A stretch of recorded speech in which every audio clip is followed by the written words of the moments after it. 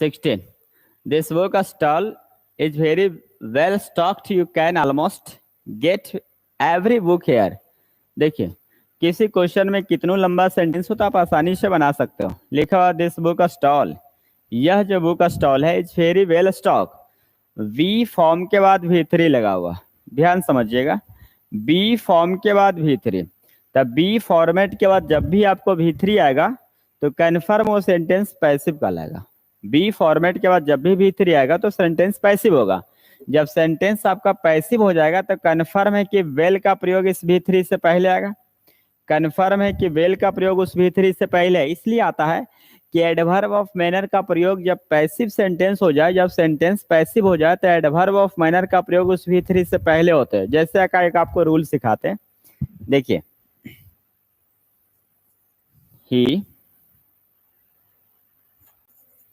he can speak English well। इस sentence का यदि आपसे हम पूछेंगे कि इसका पैसिव बनाइए तो आप क्या बनाएंगे? इंग्लिश को सब्जेक्ट बनाएंगे, इंग्लिश को आप सब्जेक्ट बनाएंगे। English can be well spoken होगा, well spoken by him. Active passive अभी 3 से 4 वाले बैच में चल रहा। जिन विद्यार्थियों को पढ़ना चाहता है, जो विद्यार्थी पढ़ना चाहता है 99 रुपये रिचार्ज करके पढ़ सकता है। English can be well spoken by him लिखा हुआ, इसका मतलब हुआ कि यदि सेंटेंस में एडवर्ब ऑफ मैनर का प्रयोग हुआ रहे, एडवर्ब ऑफ मैनर का प्रयोग हुआ रहे और उस सेंटेंस को पैसिव बनाना रहे तो पैसिव वॉइस में V3 से पहले एडवर्ब ऑफ मैनर का प्रयोग करेंगे, V3 से पहले एडवर्ब ऑफ मैनर का इस्तेमाल करेंगे। इसी प्रोसेस में यहाँ लिखा गया। हम समझेंगे कैसे कि सेंटेंस एक्टिव है या पैसिव है। तब बी फॉर्मेट आपको दिखाई देगा, वी फॉर्मेट के बाद V3 और हर V3 passive voice past participle जिसके पहले एडवर्ब आएगा। इसका मतलब बी के बाद स्टॉक्ड, V3 पैसिव और इसके पहले वेल एडवर्ब है तो सही है। एडवर्ब एडवर्ब को क्वालिफाई करता है, वेरी एडवर्ब है तो एडवर्ब एडवर्ब को क्वालिफाई करता है, ठीक है। यानी यहाँ तक प्रोसेस सही है आपका। This book stall is very well stocked, है ना। यह किताब, ये जो बुक स्टॉल है उससे बेहतर तरीके से स्टॉक किया गया। You can almost get every book here, आप यहाँ लगभग हर एक किताब को पा सकते हैं। यू कैन ऑलमोस्ट, ऑलमोस्ट का प्रयोग हम किसी नाउन के साथ करते हैं जो अप्रोक्सीमेटली दर्शाता है, यानी ऑलमोस्ट का यूज हम मेन वर्ब के साथ नहीं करते हैं। ऑलमोस्ट का यूज हम इसके साथ करेंगे, एवरी बुक हेयर, यानी यहाँ लगभग सारे किताब आप पा सकते हैं। इसका मतलब हुआ एवरी बुक के साथ ऑलमोस्ट होनी चाहिए, यानी ऑलमोस्ट को हम यहाँ यूज कर दें, गेट के बाद यूज करें, गेट के बाद यूज करेंगे। ऑलमोस्ट मेन वर्ब के साथ नहीं आएगा तो लिखेंगे you can get almost. Almost आपका आएगा बी ऑप्शन में ही सुधारेंगे, लेकिन गेट के पहले नहीं बल्कि गेट के बाद, ताकि एवरी बुक के लिए यूज करेंगे। एवरी बुक के लिए हम यूज करेंगे ऑलमोस्ट एवरी बुक। ऑलमोस्ट लगभग यहाँ सारे किताब मिल जाता है, सारे किताब यहाँ मिल सकता है। ऑलमोस्ट एवरी बुक आएगा। मतलब कहने का मतलब ये हुआ कि ऑलमोस्ट का प्रयोग हम नाउन के लिए करते हैं, नाउन के लिए करते हैं, जो कि अप्रोक्सीमेटली लगभग के अर्थ में आपको ज्यादा यूज, मतलब नहीं कहता कि लगभग यहाँ सारे किताब मिल जाते हैं। ये क्वेश्चन को लिखा हुआ द ओल्ड वुमेन, बूढ़ी औरत। कंटिन्यूड, समझिए एक एक पार्ट को समझिए। कंटिन्यू, कंटिन्यू के बाद 2 फॉर्मेट आता है, या तो 2+V1 आता है या V4 आता है, दोनों सही होते हैं। या 2+V1 होता है या V4 आता है। मीन्स कहने का मतलब ये हुआ कि कंटिन्यू के बाद हमारा दोनों फॉर्मेट यूज होते हैं, या तो 2+V1 आएगा या V4 आएगा। यहाँ V4 लिखा हुआ है, इसका मतलब बिल्कुल सही है, बिल्कुल सही लिखा हुआ है, बिल्कुल सही लिखा हुआ, कहीं कोई दिक्कत है ही नहीं। क्लियर हो गया। कंटिन्यू के बाद 2+V1 या V4 होता है। बढ़े आगे। जैसे कि एग्जाम्पल देता हूं, I wanted to continue working. I wanted to continue working until I was 60. मतलब जब तक मैं 60 साल का, मैंने 60 साल तक मैं काम करना जारी रखना चाहता हूँ। मेरी इच्छा है कि मैं 60 वर्षों तक मैं पढ़ाना जारी रखूं, काम करना जारी रखूं। तो यहाँ कंटिन्यू के बाद वर्किंग लिखे या टू वर्क लिखे, कोई फर्क नहीं पड़ेगा, दोनों सही है, दोनों सही है। आप जैसे यूज करिए सही होगा। 2+V1 यहाँ कंटिन्यू टू लिव रहता तब भी सही है, V4 है तब भी सही है, तो दोनों प्रोसेस सही होते हैं, लिखते जाना। The old women continued living hard life. Hard life मतलब होते अपने जीवन से जूझ रही है, मतलब तंग आ गए से जूझ रही है। तो ओल्ड वुमेन जो है हार्ड जीवन, हार्ड लाइफ मतलब हार्ड लाइफ से गुजारा रह रही है, मतलब गुजर बसर कर रही है, मुश्किल जिंदगी उसकी जी रही है। बट परंतु never see ask for any help from neighbours. करा बूढ़ी औरत जो है कठिन लाइफ जी रही थी, उनकी लाइफ जो था स्ट्रगल लाइफ चल रहा था, परंतु वह अपने पड़ोसी से कोई सहायता कभी नहीं मांगी। भले बूढ़ी औरत अपने आप में कष्ट थी, कंटिन्यू था उनके कष्ट, लेकिन वो पड़ोसन से कभी किसी प्रकार की मदद नहीं मांगी। अब सेंटेंस को समझिए। बट के बाद लिखा, यहां तक तो सेंटेंस हम सही बता दिए आप लोग को। बट कंजक्शन है जिसके बाद एक सेंटेंस चाहिए। नेवर आपका एडवर्ब है, नेवर आपका एडवर्ब है। क्या है वह एडवर्ब है। ये सेंटेंस लिखा, she asked for any help. Never negative word है, इसलिए एनी का इस्तेमाल सही है, लेकिन थोड़ा सा ध्यान दीजिएगा, जब नेवर आपका नेगेटिव वर्ड है, देखिएगा जब नेवर आपका नेगेटिव वर्ड है तो इस पर थोड़ा ध्यान दीजिएगा। जितने भी नेगेटिव एडवर्ब वाक्य के शुरू में आ जाए तो वाक्य इन्वर्जन हो जाता है। नेवर आपका नेगेटिव वर्ड है और नियम यही कहता है कि जब जब नेगेटिव एडवर्ब वाक्य के शुरू में आ जाए तो वाक्य इन्वर्जन होता है। इसकी टोटल डिटेल्स में चाहूं तो लिख दूं आप लोग के सामने, देखिए भाई, समझो पूरी कहानी। यदि हम वाक्य के शुरू में नेगेटिव एडवर्ब लगा दें, नेगेटिव एडवर्ब जैसे hardly, scarcely, rarely, barely, no sooner, no sooner, not only, not only, never, never, little, little, ये सभी नेगेटिव एडवर्ब है। हार्डली, स्कार्सली, सेल्डम, सेल्डम, ये सब नेगेटिव एडवर्ब। इसके अलावा आपको मिलेगा सो प्लस एडजेक्टिव या एडवर्ब, सो प्लस एडजेक्टिव या एडवर्ब, ये आपका पॉजिटिव है। या फिर आता है नॉट ओनली, अरे ओनली वंस आता है, ओनली वंस आता है, ये दो पॉजिटिव रेस्पॉन्स देता है। ये आपका 4, ये 2। नियम यही कहेगा कि जहां जहां नेगेटिव एडवर्ब आपको वाक्य शुरू में आ जाए, जैसे नेगेटिव एडवर्ब आएगा hardly, scarcely, rarely, barely, no sooner, not only, never, little, seldom, so plus adjective या एडवर्ब या ओनली वंस, ये सब नेगेटिव है, ये दोनों पॉजिटिव केवल है। यदि ये सभी वाक्य शुरू में आ जाए तो वाक्य इन्वर्जन होते हैं। इन्वर्जन होने का मतलब होते हैं कि सहायक क्रिया, हेल्पिंग वर्ब, हेल्पिंग वर्ब जो होगा वो सब्जेक्ट से पहले आएगा, वो सब्जेक्ट से पहले आ जाएगा, सब्जेक्ट से पहले सहायक क्रिया आएगा और लास्ट में फुल स्टॉप लगा दे। देखो इन्वर्जन क्या होते हैं बताते हैं। इन्वर्स माने होते उल्टा, तो इन्वर्जन मतलब होते यदि सहायक क्रिया सब्जेक्ट से पहले आ जाए तो कन्फर्म आप बोलिएगा सर क्वेश्चन मार्क होनी चाहिए, लेकिन हम तो यहाँ फुल स्टॉप लगा रहे हैं। जब फुल स्टॉप लगा रहे हैं तो यही सेंटेंस तो उल्टा लिख रहे हैं आप। इन्वर्जन इसी को कहते हैं, फटाफट लिख लेना, नोट कर लो। देखिए एक विद्यार्थी कह रहा है ना कि सर यहाँ जो आप लिखे हैं बुड़बक है, कैसे हम समझाएं तुम लोग को, कहेंगे तो समझेगा नहीं। देखो कैसे आकार है। यहाँ एक विद्यार्थी अवश कुमार कह रहा है सर वुमेन के स्थान पर, मान लेते हैं कि उसकी बात को हम चलो भाई वुमेन कर देते हैं, महिलाएं कर देते हैं। आपको थोड़ा दिमाग लगाना चाहिए कि जब महिलाएं पुलडल हो जाएगा तो फिर सी कैसे आएगा, दे होनी चाहिए। सोचनी चाहिए कि यहाँ वुमेन कह रहा है तो यहाँ दे नहीं होगा, यानी ऑप्शन ए भी गलत कर रहे हो और बी भी गलत कर रहे हो। ऐसा कौन सा एरर है जो 2 ऑप्शन आपको गलत के मजबूर कर देगा। इसलिए वुमेन बिल्कुल सही था, आपका सोच गलत है। The old women continued living a hard life, बूढ़ी औरत जो थी अपनी हार्ड लाइफ जी रही थी, परंतु परंतु वही बूढ़ी औरत अपने पड़ोसन से कोई मदद नहीं ली, कभी नहीं मांगी। यह नेवर आपका एडवर्ब है जो नेगेटिव एडवर्ब है। नेगेटिव एडवर्ब जैसे ही सेंटेंस के शुरू में आएगा, जैसे ही ये सेंटेंस के शुरू में आएगा तो वाक्य इन्वर्जन हो जाएगा। इसका मतलब हुआ कि यहां लिखेंगे इस तरह से, नेवर डिड शी आस्क, ये इसका राइट आंसर आएगा, आस्क।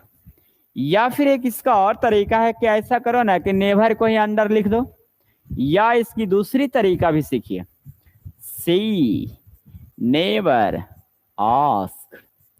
या तो सेंटेंस को इन्वर्जन बना दो, इन्वर्जन बनाने का मतलब हुआ कि नेवर को जस के तस रखेंगे तो सहायक क्रिया सब्जेक्ट से पहले आएगा, यानी डीड जो होगा सब्जेक्ट से पहले आएगा, पास्ट टेंस से, इसलिए डीड बाहर आएगा। या फिर एक ऐसा उपाय लगाओ कि नेवर को ही अंदर लिख दो, तो झमेला ही खत्म हो जाएगा इन्वर्जन का। यदि नेवर को हम अंदर रखेंगे तो मेन वर्ब को ध्यान में रखते हुए मेन वर्ब के पहले नहीं सहायक क्रिया के बाद आता है। दोनों तरीका से आप जैसे चाहे वैसे बना सकते हैं। लिखा हुआ ही रन फास्टर देन, गलती तो क्वेश्चन लिखा हुआ, ही जब सिंगुलर सब्जेक्ट है तो सिंगुलर सब्जेक्ट है तो रन्स होनी चाहिए था। पहला नंबर सेंटेंस को सुधारिए आप, रन्स या रैन होना चाहिए। रन का V2 फॉर्म होगा या V5 होगा, ही सिंगुलर सब्जेक्ट है तो रन्स होनी चाहिए। ही रन्स फास्टर देन, तो देन का नियम यही कहता है कि दो समान शब्द से तुलना करना। यदि देन के पहले नॉमिनेटिव केस है तो देन के बाद भी नॉमिनेटिव फॉर्म आएगा, अर्थात राइट आंसर 1 होगा। He runs faster than I होगा, he runs faster than I, he runs faster than I, वह मुझसे तेज दौड़ता है। There are no difference between, between आपका प्रीपोजिशन है, बिटवीन आपका प्रीपोजिशन, जब बिटवीन आपका प्रीपोजिशन है तो कन्फर्म है कि ऑब्जेक्टिव केस का इस्तेमाल करेंगे, ऑब्जेक्ट होना चाहिए, मतलब यू एंड मी होनी चाहिए। There is no difference between you and me होगा, बिटवीन आपका प्रीपोजिशन जिसके बाद ऑब्जेक्टिव फॉर्म होता है, इसका मतलब you and me right answer आएगा। ब्लिक, ब्लिक मतलब होते हैं नाराजगी होते हैं, अनप्लीजेंट होते हैं, नाराजगी होते हैं, जो नाराजगी होते हैं डिप्रेसिंग होते हैं, हताश या नाराश होते हैं, निराश होते हैं। ब्लिक, जो ब्लिक होते हैं अनप्लीजेंट होते हैं, डिप्रेसिंग होते हैं। निराश, कंफर्टेबल माने होते हैं आरामदायक, कंफर्टेबल माने आरामदायक। ब्राइट माने होते तेज, चमकीला। प्लेजेंट माने होते खुशहाल, प्रसन्न। केओस माने होते हैं उथल पुथल, अस्त व्यस्त। डिसऑर्डर होता है डिसऑर्डर, केओस माने होते हैं डिसऑर्डर। मिक्स अप इसका सिनोनिम हो जाएगा, अस्त व्यस्त, अव्यवस्थित। मिक्स अप इसका सिनोनिम होगा। ऑर्डर इसका एंटो हम बोल सकते हैं, ऑर्डर उसका एंटो। क्विट, शांत होते हैं। क्विट जो होते हैं ना, काम का साइनो होता है, शांत। नॉर्मलिटी माने होते हैं साधारण, साधारण। कोरस माने होते हैं नृत्य मंडली, कोरस माने होता है गायन मंडली बोलते हैं, कोरस। कोरस जो होते हैं गायन मंडली होते हैं, गायन मंडली को कहते हैं कोरस, जिसका साइन आएगा सिंगिंग ग्रुप, सिंगिंग ग्रुप आएगा, जो ग्रुप में गाता हो, जो ग्रुप में गाता उसी को बोलेंगे। इसका साइन आएगा क्वायर, क्वायर। गायन मंडली, सिंगिंग ग्रुप इसका सिनोनिम होगा। सोलो, सोलो माने ओनली का साइन होता है। सोलिस्ट इसी को बोलता है, जो अकेला गाता हो, जो अकेला गाता हो सोलिस्ट कहलाता है। सोलो माने ओनली होता है। आर्टिस्ट माने कलाकार, और पंडित माने होते पंडित, पंडित माने पढ़ा लिखा, पंडित कहलाता है।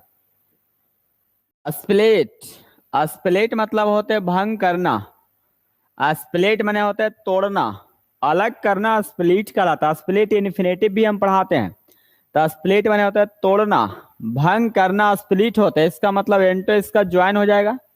एंटोनिम पूछ रहा अपोजिट वर्ड, ज्वाइन हो जाएगा, मिलाना, ज्वाइन जोड़ना, ज्वाइन। एक हो रहा तोड़ना, दूसरा हो रहा ज्वाइन मिलाना। क्लियर, मैंने स्पष्ट हो जाएगा। पोजीशन, पोजीशन स्थिति। डिस्ट्रीब्यूट बांटना, डिस्ट्रीब्यूट का हम साइनो बोल सकते हैं गिव आउट, गिव आउट बांटना डिस्ट्रीब्यूट होता। चेरिश होते हैं, पालन पोषण करना चेरिश कहलाता है, पालन पोषण करना चेरिश। नॉरिश का साइनो होता है, नॉरिश का साइनो आता है। फोस्टर का साइनो आता है, फोस्टर पालन पोषण करना, नॉरिश चेरिश। एंटो इसका हो जाएगा एवेंडन, छोड़ देना। एक और है पालन पोषण करना, दूसरी ओर है छोड़ देना, त्याग देना, एवेंडन कहलाता है, छोड़ देना, एवेंडन। एवेंडन इसका मतलब डिजर्ट भी बोल सकते हो, डिजर्ट छोड़ देना। लीव भी बोलते हो, लीव। गिव अप भी बोलते हो, गिव अप छोड़ देना है। क्विट भी बोलते हैं, छोड़ देना, give up. Desert, leave, give up, quit छोड़ना। एडमायर माने होते प्रशंसा करना, लिख लेना, abandon, desert, leave, give up, quit. Admire प्रशंसा करना, एडमायर होता है, प्रशंसा करना एडमायर। शेल्टर आश्रय देना, शेल्टर होते हैं, आश्रय देना शेल्टर, शेल्टर होते हैं आश्रय लेना। प्रोसीडिंग कार्यवाही होते हैं, कार्यवाही, प्रोसीडिंग। प्रोक्योर बोल सकते हैं इसका साइनो, प्रोक्योर प्रोसीडिंग का साइनो बोल सकते हैं आप। एक्शन इसका साइनो बोल सकते हैं, कार्य, कार्यवाही, प्रोसीडिंग, एक्शन। प्रोक्यो प्रोसीड्योर, यानी इसका एंटोनिम हो जाएगा पैसिवनेस। इसका साइनो बोल सकते हैं एक्शन, मूवमेंट। जो एक्शन जो कार्यन्वित है वो मूवमेंट भी है, उसमें गति भी है। जो गति है वो प्रोसीड्योर है, क्रियान्वित है। इसका मतलब एंटो हो जाएगा पैसिवनेस, निष्क्रियता हो जाएगा। जो निष्क्रिय है, निष्क्रिय मतलब जो एकदम एक्टिव नहीं है। तो प्रोसीडिंग, एक्शन, मूवमेंट, प्रोसीड्योर, ये सब साइन हो। एंटो आएगा पैसिवनेस, निष्क्रियता। मेक मतलब होते बनाना। फॉर्चून माने संपत्ति होते हैं, धन संपत्ति को फॉर्चून कहते हैं। इसका मतलब होता है धनी बनना। विकम रिच होते हैं, खूब धन कमाना, विकम रिच, खूब धन कमाना। Make a fortune to become rich होते हैं, खूब धन कमाना, खूब धन कमाना, विकम रिच होगा। वोस्ट मने तो होता है डिंग हाकना, जिसके बाद ऑफ प्रीपोजिशन आता है, वोस्ट ऑफ, डिंग हाकना, वोस्ट ऑफ। अनएवॉइडेबल, जिससे बचा नहीं जा सके, अनएवॉइडेबल, जिससे बचा नहीं जा सके वो अनएवॉइडेबल होते हैं। रिव्यू मने होते हैं पुनर्विचार करना, रिव्यू पुनर्विचार करना। लीजरली मतलब होते हैं फुर्सत का जो टाइम होते हैं वो लीजर होते हैं। क्राई डाउन आलोचना करना, क्राई डाउन होते हैं। डिप्रिसिएट हो जाएगा, आलोचना करना, निंदा करना, क्राई डाउन होते हैं।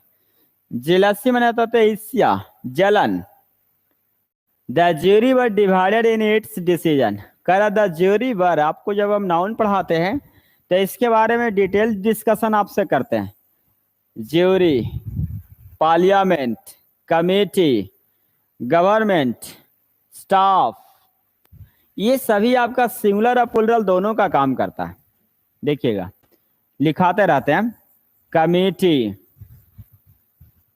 कमेटी, ज्यूरी, है ना, ज्यूरी, टीम, क्रू,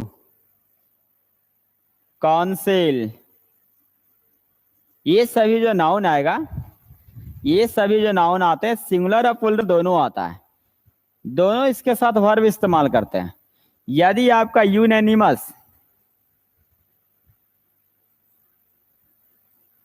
यदि ये सभी आपका एक मत में रहे, एक मत शो करे, तो कन्फर्म सिंगुलर वर्ब लेगा। कैसा वर्ब लेगा? सिंगुलर वर्ब लेगा। लेकिन ऐसा ही नाउन आपको डिवीजन के तौर पर रहे, डिवाइडेड के तौर पर रहे, अलग अलग शो करे, डिफरेंट डिफरेंट ओपिनियन पर रहे, डिफरेंट इन ओपिनियन में आ जाए, तो कन्फर्म है कि इसके साथ जब भी वर्ब आएगा तो प्लुरल वर्ब आएगा, जब भी वर्ब आएगा तो प्लुरल वर्ब आएगा। इसका मतलब ये हुआ कि committee, jury, team, crew, council, यदि ये सब आपका यूनानिमस मतलब एक मत दर्शाना शुरू करे तो सिंगुलर आएगा, जैसे डिफरेंट डिफरेंट मत आएगा तो प्लुरल वर्ब लेगा। अब समझिए इस बात को। The jury were divided, the jury were divided, यहाँ कह रहा है द ज्यूरी वर डिवाइडेड मतलब पंच को, जो ज्यूरी मेंबर्स थे, जो न्यायाधीश थे मतलब जो न्यायपीठ थे, न्याय मंडली था, उसे डिवाइडेड कर दिया गया। जब यहाँ ज्यूरी आपका प्लुरल है इसलिए प्लुरल वर्ब का इस्तेमाल कर रहा है, इसका मतलब स्पष्ट है कि यहाँ इट्स ना लगाकर हमें दियर लगाना पड़ेगा। जब नाउन ही प्लुरल है तो पसेसिव एडजेक्टिव भी तो प्लुरल आएगा, जब नाउन ही प्लुरल तो पसेसिव एडजेक्टिव भी प्लुरल आएगा, इट्स नहीं बल्कि दियर आएगा। Everybody was there, everybody was there, हर कोई वहां थे, एक्सेप्ट मी लिखा हुआ। अब समझिए, यह एक्सेप्ट आपका प्रीपोजिशन है, एक्सेप्ट आपका क्या प्रीपोजिशन। नियम यही कहता है, ध्यान समझिएगा, नियम यही कहता है कि प्रीपोजिशन के बाद, प्रीपोजिशन के बाद ऑब्जेक्टिव केस आता है, प्रीपोजिशन के बाद ऑब्जेक्टिव केस का प्रयोग किया जाता है। ये बराबर हम बच्चों को सिखाते रहते कि देखो बाबू, ग्रामर पढ़ो तो थोड़ा सा होशियारी बरतते हुए, एग्जामिनर क्या पूछना चाहता है, उसकी क्या इरादा है, किस लेवल से क्वेश्चन उठाता है, ये सारा चीज मैं बेसिकली ग्रामर वाले बच्चों को ही पढ़ा देता हूँ। प्रीपोजिशन के बाद ऑब्जेक्टिव केस आता है, तो एक्सेप्ट आपका प्रीपोजिशन है, इसका मतलब यहाँ मी लिखा हुआ बिल्कुल सही है। एवरीबॉडी वाज देयर, हर कोई वहां थे मेरे सिवाय। क्वेश्चन कॉपी में निकाल के देखिएगा तो आपको हो सके रूबरू मिल जाएगा। बट और एक्सेप्ट जरूर पढ़ाते हैं हम, बट और एक्सेप्ट देखिएगा कॉपी निकाल के तो रूबरू मिल जाएगा। फ्लैश ईटर, फ्लैश माने होता मांस, फ्लैश माने होता मांस, ईट माने होते खाना, ईटर माने खाने वाला, मांस खाने वाला को कार्निवोर कहेंगे, मांसाहारी, मांसाहारी। हर्बीवोर होते शाकाहारी, हर्बीवोर शाकाहारी जो फल फूल खाता। ओमनीवोर होते सर्वाहारी जो सब कुछ खाता। पेशीवोर होता है जो मछली खाता, पेशीवोर मछली खाने वाला। वन हु प्रिस्क्राइब्स मेडिसिन, वह पर्सन जो मेडिसिन को प्रिस्क्राइब करता, मेडिसिन बतलाता हो, उसी को कहते हैं फिजिशियन, फिजिशियन, फिजिशियन। वैसे पर्सन जो मेडिसिन बताता, दवा बताता, वो फिजिशियन का काम है दवा बताना। ऑप्टिशियन तो हो जाता चश्मा, ऑप्टिशियन, चश्मा से रिलेटेड ऑप्टिशियन। पॉलिटिशियन राजनीतिक, ब्यूटिशियन होते सौंदर्य, सौंदर्य जो चेहरे को ब्लैक को गोरा कर दे, गोरा को काला करते हैं, beautician. Suffering, SUFFERING, suffering, option B आएगा सफरिंग। करेजियस, बताइए इसमें क्या आएगा।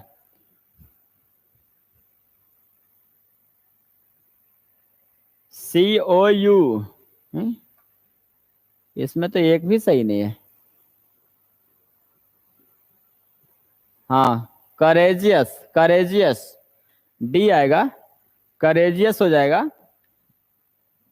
हिम्मत होते, उत्साह होते, उल्लास होते।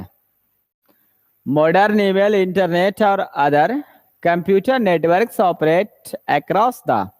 देखिए सेंटेंस समझिए, जब PQ वाला सब बना रहे हैं ना तो यहाँ लिखा हो क्या, the article.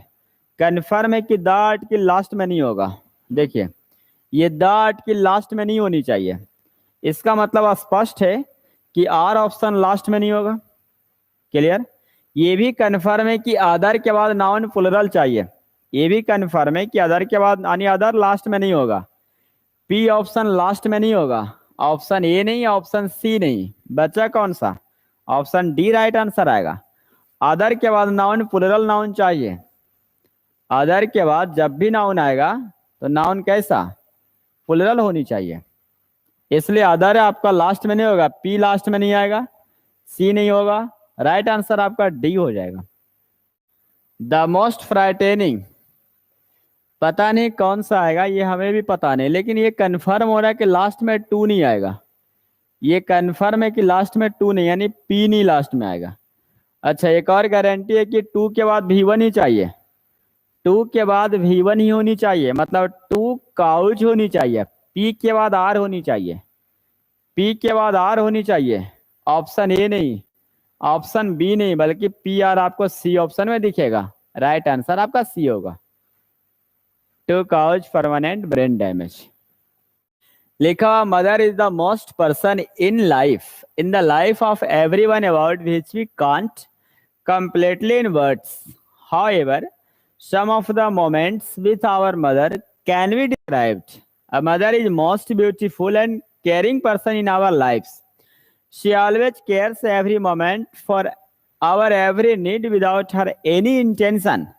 In the morning, she calls us very softly to get a rise from the bed, and during the night, she tells us lovely stories to make us sleep with a beautiful dream. इसका मतलब पूरा passage जो है माँ के बारे में describe किया गया, माँ के बारे में पूरे पैसेज को डिस्क्राइब किया गया। देखो डिस्क्राइब कहीं लिखा हुआ होगा, डिस्क्राइब यानी माँ के बारे में टोटल पैसेज के बारे में बात किया गया। तो यही सेंटेंस कह रहा है कि अ mother is the most person, positive response से और प्रेजेंट टेंस टोटल लिया गया। तो माँ के बारे में जितना भी आपको लिखना पड़ेगा सब पॉजिटिव रेस्पॉन्स लेते हुए चलना है। A mother is the most person in the life of everyone about which we can't completely in words.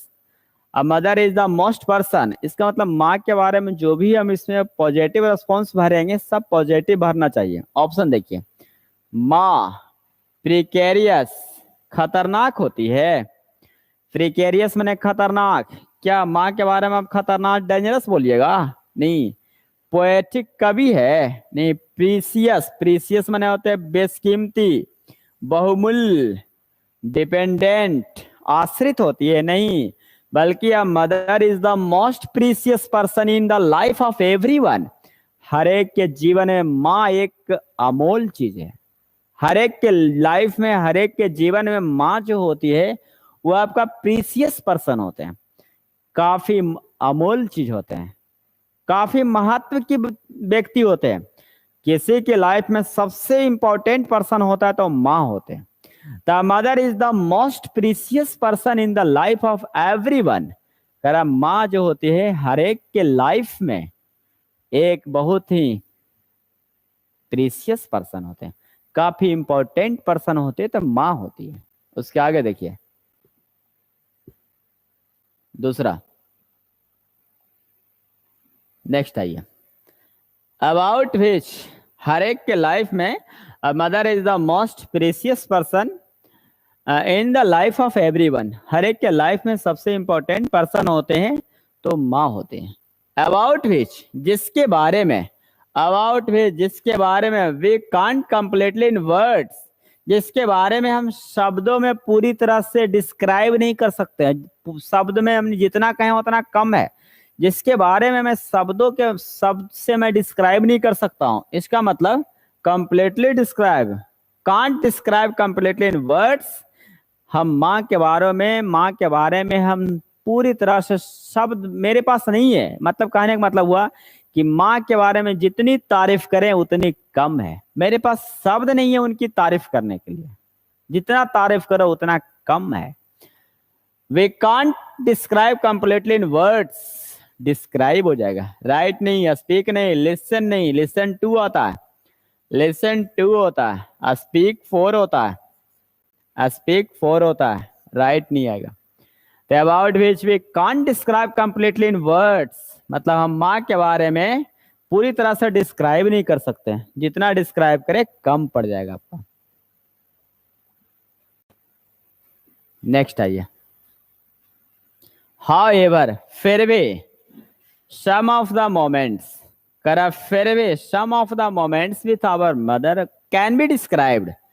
फिर भी इसके बारे में बात करें, some of the valuables, valueless नहीं आएगा बल्कि valuable, some of the valuable कह रहा कि हम माँ के बारे में जितने भी शब्दों में बयान करें, जितने भी हम प्रशंसा उनके बारे में करें, वो कम पड़ जाएगा, यानी पूरी तरह से हम उनके डिस्क्राइब नहीं कर सकते। फिर भी सम ऑफ द वैल्यूएबल हो जाएगा। सम ऑफ द वैल्यूएबल मोमेंट्स, कुछ ऐसे मोमेंट्स होते हैं, कुछ ऐसे पल होते हैं अपने माँ के बारे में, अपने माँ के साथ कुछ ऐसे पल होते हैं, कैन बी डिस्क्राइब्ड, जिसका उल्लेख किया जा सकता है, जिसका वर्णन किया जा सकता है। ठीक है, वैल्यूएबल होगा मतलब जो पॉजिटिव रेस्पॉन्स लेना टोटल वर्ड में, चेक जांच करना नहीं, फिल्टर में छानना नहीं, बल्कि अपने माँ के साथ बिताए हुए कुछ वैसे पल को डिस्क्राइब किया जा सकता है, उनकी वर्णन किया जा सकता है। A mother is most beautiful and caring person in our life. माँ is the most आपका सुपरलेटिव, और सुपरलेटिव के पहले आर्टिकल द लगता है। अब माँ इज द हो जाएगा, देखो यहाँ भी मोस्ट के पहले द लगा हुआ था, द मोस्ट, और भी जहां जहां आपको दिखाई देगा द मोस्ट ही लगेगा, नहीं द प्लस सुपरलेटिव होता है। A mother is the most beautiful and caring person in our life. हमारे जीवन में सबसे केयर करने वाले वो केवल और केवल माँ होते, सबसे ज्यादा केयर करने वाले किसी के लाइफ में तो माँ होते, उससे ज्यादा कोई केयर नहीं कर सकता। A mother is the most beautiful and caring person in our lives. अगला 25 लास्ट क्वेश्चन देखिए। A mother is the most beautiful and caring person in our lives. She always cares every moment for our every need without her any intention. कारण माँ जो होती है हमेशा हर पल care करती है, फॉर एवरी नीड विदाउट हर एनी इंटेंशन, हर एक पर वो केयर करती है, हर पर ध्यान रखती है। वही कह रहा है कि every moment for our every need, हर जरूरतों को ध्यान रखती है, विदाउट हर एनी इंटेंशन, बिना किसी इरादा के, बिना किसी इंटेंशन के, बिना किसी पर्सनल इंटेंशन के, बिना किसी व्यक्तिगत इंटेंशन के, मतलब उसे ऐसे माँ किसी अपने बच्चे को केयर करती है तो उसे इंटेंशन नहीं रहता कि वो हमें कुछ देगा, नहीं, सारा चीज तुम ही ले जाओ, मुझे कुछ नहीं चाहिए बदले में। मतलब कहने का मतलब ये हुआ कि mother is the most beautiful and caring person in our lifes. She always cares every moment for our every need, हर एक जरूरतों को हर एक क्षण ध्यान रखती है, हर पल ध्यान रखती है, विदाउट हर एनी पर्सनल इंटेंशन, मतलब अपने लिए उन्हें कुछ नहीं चाहिए, अपने लिए कुछ नहीं चाहिए, लेकिन बच्चों पर हमेशा केयर करती है। पब्लिक नहीं आएगा, ऑफिशियल नहीं आएगा, कस्टमाइज मतलब होते किसी रूप में ढल जाना, कस्टमाइज मतलब होते किसी रूप में ढल जाना, अनुकूल हो जाना, कस्टमाइज होते हैं। इन द मॉर्निंग क्या होता है, इन द मॉर्निंग सुबह होते ही, सी कॉल्स अस हमें उठाती है, वेरी सॉफ्टली, माँ क्या करते हैं सुबह होते ही हमें क्या करते हैं, आवाज लगाती है, उठाती है, जगाती है, आवाज लगाती है, वेरी सॉफ्टली मतलब एकदम विनम्रता से बोलती है। To get rise from the bed, bed पर से उठने के लिए माँ हमें आवाज लगाती है, मुन्ना उठ जा बेटा, मुन्ना उठ जा बेटा, मुन्ना उठ जा बेटा, बेटा तो कहता क्या, ask very softly to get a rise from the bed and during the night, रात्रि के दरमियान से टेल्स अस लवली स्टोरी, रात को सोने के दरमियान क्या करती है, माँ लोरी सुनाती है, सो जा बेटा, सो जा बेटा, सो जाने तो गब्बर सिंह आ जाएगा। ठीक है, ड्यूरिंग द नाइट से टेल्स अस लवली स्टोरीज, सुंदर सुंदर कहानियां सुनाती है, चंदा मामा दूर के पुआ पकाए गुड़ के, अच्छे अच्छे कहानी सुनाते हैं। Lovely stories to make us sleep, ताकि हम सो सके, हमें सुलाने के लिए ऐसा करती है, विथ ए ब्यूटीफुल ड्रीम, और सुंदर स्वप्न भी देते हैं।